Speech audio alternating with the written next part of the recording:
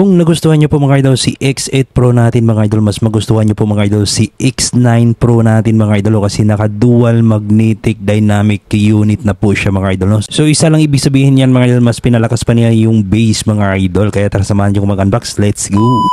So upon receiving mga idol, as you can see mga idol, so balot na balot po siya ng bubble wrap mga idol, no? To secure our product mga idol.